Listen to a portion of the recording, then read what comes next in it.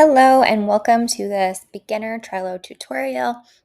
I am Georgia and I am from Making the Grade Project, and we support teachers in getting organized, whether they are teachers in training in college, working to get their teacher courses done and pass their teaching exams, and then up until when they are in the classroom, getting organized, getting set up for success. And Trello is one of our favorite digital tools that we like to use to stay organized, whether we are taking a course or setting up our classroom schedule or just staying organized in our personal and professional lives. Teachers do a lot no matter what stage of teacher you're at.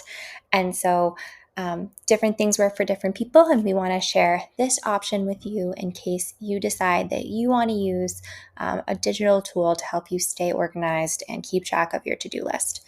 So Trello is project management software. You can use it on your desktop and you can also use it on your phone. There's a really handy app. So once you create your account, recommend creating it on your desktop. But once you create your account, you can download the app on either your Apple or Android and just sign into your account that way. And that way you always have your to-do list with you on the go, no matter where you're at. So it makes it really easy to edit it whenever needed, to not forget anything, easily add things to your to-do list on the go, and also easily mark things as done, and just keep yourself accountable and feeling accomplished. So to set up your account, you're just going to go to Trello.com, and it's going to prompt you to put in your email address. You can create an account, or you can sign in through Google. If you prefer to sign in through your Google Gmail account, that's fine too. Once you create your account, just kind of cycle through the prompts, just hit skipped on everything. It's going to ask you a series of questions about personalizing the experience for you. You can just hit skip, and don't worry about paying for any version of Trello right now. The free version is just fine. You definitely don't need a paid version unless you want to get really, really fancy with it. But again, this is a basic tutorial for anyone who's not used Trello before, and this is really geared towards teachers in training. So don't worry about any of that fancy paid features right now. So there's a few different ways you can use Trello, and I like to use it in a couple of different ways, and I'm going to show you two of those ways that I think could be really beneficial to you. So the way that we think of Trello is we think of it as boards, a board that is set up with various lists and items that we need to make sure that we're getting done. And so you can have in the free version, I think, up to 5 boards. And so think of each board as maybe a different topic. So the 2 boards we're going to talk about today is a to-do list board and then a lesson planning board. And right now, as you can see right here, it says weekly to-do list. That's because that's the board that I'm currently working in, and it's very blank right now because I haven't added anything to it yet. But that's what we're going to do first. And so mostly my screen is pink right now because my weekly to-do list board is pink. You can use these 3 dots up here in the corner to change the background to be any color that you like, or add a special photo. Whatever you want to add to your weekly to-do list is totally fine, and you can change it at any time. I'm going to leave it pink for now. Over here on the left is part of your dashboard. It's going to show you all the boards that you have available. To add a new board, you simply hit this plus sign here. As you can see, and as we just talked about, today we're talking about these 2 boards, a weekly to-do list and a lesson planning board. You can create a board for anything. Again, you can only have, I think, up to 5 in the free version, but I used a board for my wedding planning, and you can really use them for really anything, personal or professional wise. So that's what we're going to think about right now, is just our dashboard here, where we have our boards to choose from, and then our board itself, which is on the right here. Now, right now, our weekly to-do list really doesn't have much in it. And when you're thinking about your weekly to-do list, what I find really helpful is to think about everything. So not just what I have to do for my courses, not just what I have to do for my student teaching or my classroom job, and not just what I have to do for my personal life or for my kids at home, but everything at once, so that I'm making sure I'm making time for it all and I'm not double booking myself. And I'm also leaving space for myself to just recharge and not burn out. Because we do a lot as teachers who have busy personal lives too. And so we don't want to burn out. We want to make sure that we are time blocking and making time for everything that's important. And this is a great space to do that. So what I like to do to plan the week ahead is on a Sunday, think about what do I need to do this upcoming week? And I will do that by, in my to-do list here, I'm going to add cards. One card for every single thing that's a priority this week. Again, anything I can think of. Maybe it's schedule dentist appointment. It's finish report cards. Lesson plan for observation. Maybe you're getting observed this week. Study for my MTEL. I'm based in Massachusetts, and MTEL is the teacher test, and we also help teachers study and pass those, but it's a very common thing. Maybe you're taking praxis, whatever it might be. Study for my MTEL. I need to grocery shop. I need to take dog to vet. And I also need to finish my math assignment. And I need to start my literacy assignment. Okay, so your to-do list is going to look different. It's going to maybe be way longer, maybe be shorter, and you're going to customize this to what makes sense for you.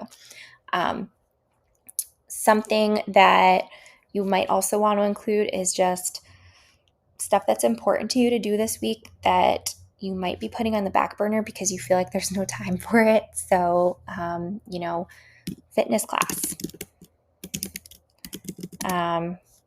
walk outside. Maybe it's really important to you that you do one fitness class a week or walk outside once a week.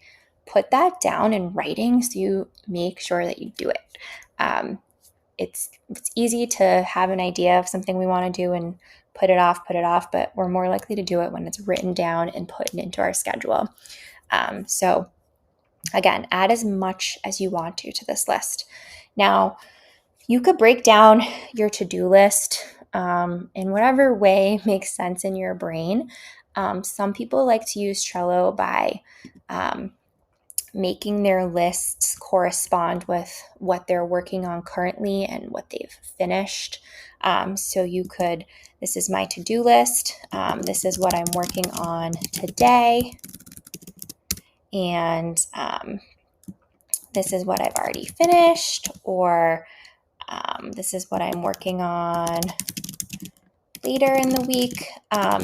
You can organize it whatever makes sense to you. And if, for example, this is what you liked, you would just move these cards over to the corresponding spot throughout the week.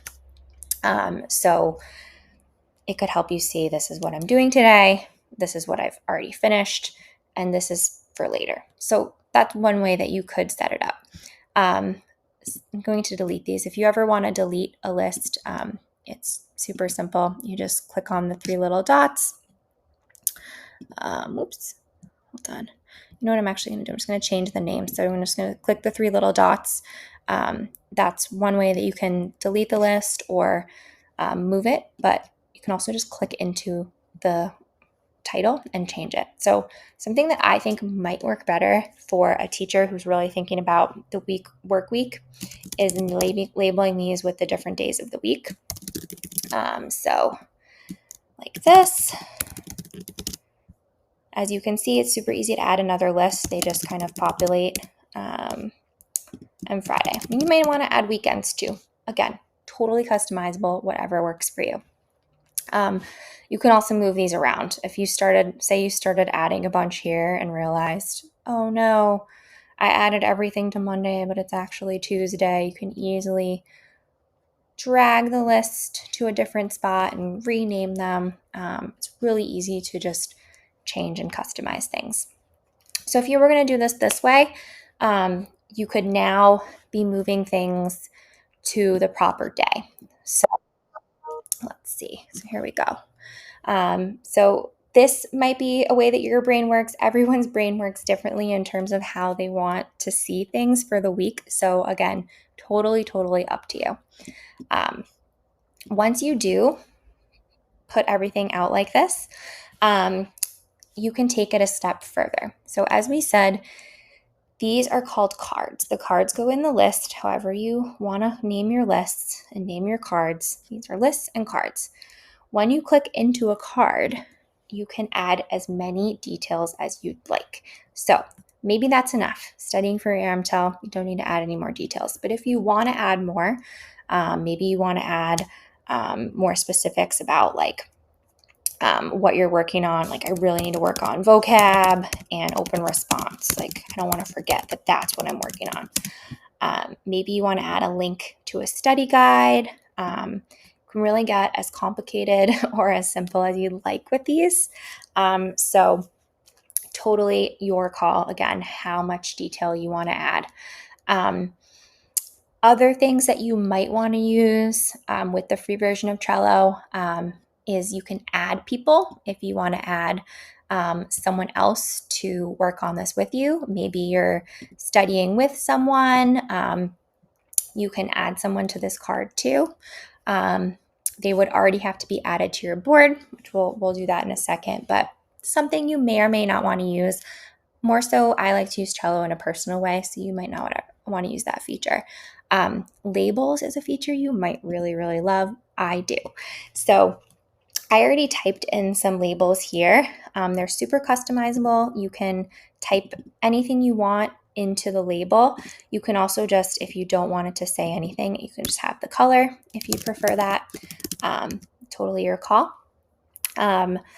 So this is one way to label. You could label based on the type of activity. So studying for your MTEL is is coursework, right? It's like something that you have to do. You have to get it done in order to pass your teaching exam and to finish your ed prep program and whatnot. So maybe you want to label it as coursework so that when you are looking at your day or week at a glance, you can see, oh, there's a lot of green here. I got a lot of coursework I got to do. Or let's change the dentist appointment. We'll change this to personal needs, right? That's something that is not related to my coursework at all, but I can see that I have some personal business I got to attend to this week. Same with fitness class, right? That would be a personal. And again, there's lots of colors here. You can get as fancy as you'd like with these labels. So color coding is a feature I like. I've seen a lot of people use color coding in a different way. Maybe green means that it's all done. Yellow means they're working on it, and red means they haven't started it yet. So color code in a way that makes sense for you. And one other feature you might like to use in the card section is, we'll choose lesson plan. So you need to work on your lesson plan on Monday. That's something we're doing this day. Click into the card. We're going to edit the label. This is for my student teaching, so I'm going to make that red. And when I click on it, I'm going to add some more details here. So this is a literacy lesson. Principal is coming in at 11 a.m. Just so you can remember that. You can also add the date and time here. So maybe they're coming on Thursday at 11 a.m. Oops. You want to make sure you don't forget that. And maybe you want to take this one step further and add a checklist. So you are, drafting lesson plan, copying materials, gathering supplies, final draft, print lesson plan, for principal. So you can create if this is helpful to you, a list to keep you accountable of like, okay, I already drafted it, I already copied the papers, but I still have to do all these things. So adding a checklist might be something you want to add into some of your cards, but not all of them. And again, totally optional. It's whatever works for you. So this is one way that I really recommend using Trello is just a weekly to-do list. Again, you can set up your lists and cards however makes sense for you, for your unique brain. But doing this on a Sunday evening or a Monday morning to really get yourself organized for what's a priority this week and how am I going to make sure that it's really clear to me and I'm not forgetting anything, and then I'm also making time for myself and for my kids at home and for my coursework, my student teaching, my job. We do so much, and this is a way to just keep it all together in one place, again, that you can check and change on the go because you can have the app. So weekly to-do list is really great, and if you are teaching, either student teaching or in a classroom, another board that's really great is a lesson planning board. So I'm just going to go over here again to my dashboard where it says my boards, and I click on lesson plan. You notice it turns blue because my lesson planning board is blue. And remember, you can change the color by going up here to these three dots.